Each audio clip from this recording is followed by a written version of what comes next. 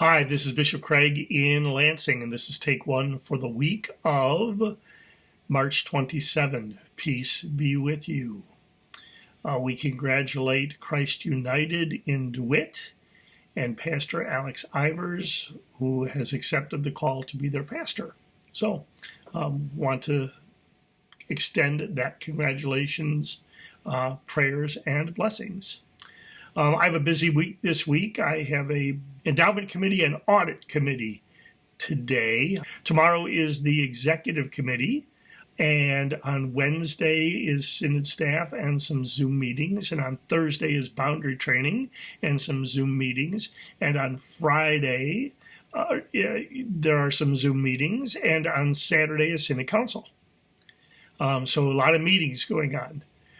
We seem to have an uptick in congregational conflicts happening and in call processes beginning. If I count them all that are somewhere in the process, I could count as many as 28.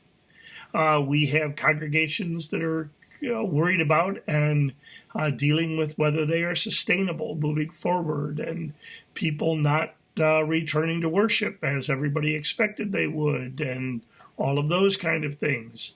And then shall we talk about the world? We have the ongoing war in Ukraine and the resulting refugee crisis. We have concerns about gun violence and voting rights and climate change that we are hearing about. And it could get all so overwhelming that we spend our lives and spin our wheels trying to solve quickly problems that are huge. And on Sunday, we get to hear about Mary, the sister of Lazarus, who, when they give a dinner for Jesus, takes ointment, costly ointment made of pure nard, and anoints Jesus' feet and wipes them with her hair.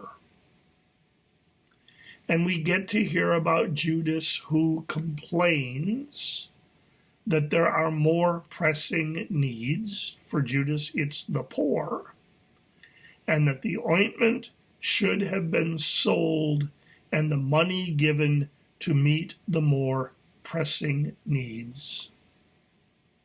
And we get Jesus telling Judas to leave Mary alone, that we will always have the poor with us, or we will always have pressing needs, but we will not always have Jesus. For Mary has kept the ointment for the day of his burial, Jesus says. Now, Jesus is not telling us to put our heads in the sand and to close ourselves off from the realities of the world, or to accept the way things are as the way things should and must be. Jesus is not saying that at all. But Jesus is inviting, calling, commanding even, that we have a look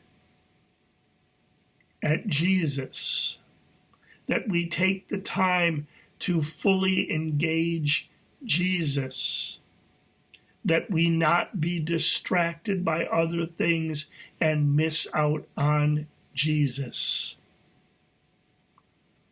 who is heading to the cross and going to save us from all of our most pressing needs.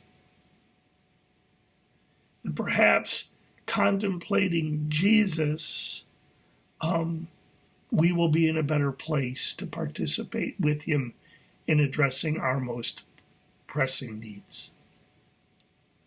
So I believe what we need to do in these weeks before Holy Week, especially next week after we hear this reading, is begin to make a plan for how we are going to not let all the pressing needs of the moment keep us from entering fully into our annual remembrance of Jesus' life, death, and resurrection.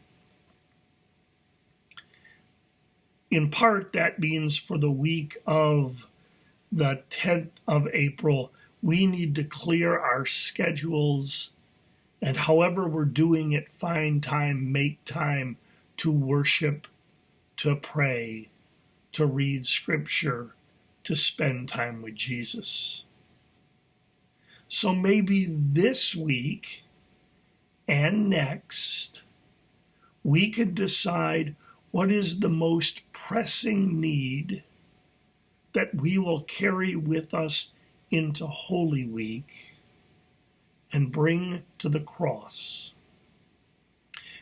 It can certainly be ourselves. We may need saving. It might be a family in Ukraine. It might be a part of the globe that we are especially connected to, a piece of creation where we are grounded in the environment.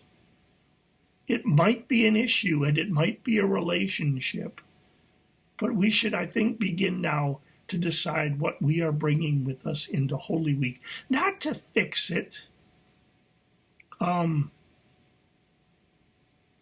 to bring it to Jesus, at least for those holy days. So that'll be my prayer for me and my prayer for you, that we can begin now to make the week, beginning with Palm Sunday and ending in Easter, a most holy week for us. And we can support one another in making Holy Week holy for all of us. If I were preaching on Sunday, that is what I'd preach, because the good news is that Jesus is heading to the cross, to the day of his burial, and Jesus is bringing us love and life that no pressing need can overcome. I'm Bishop Craig. This is Take One. The peace of Christ be with you always. Take care.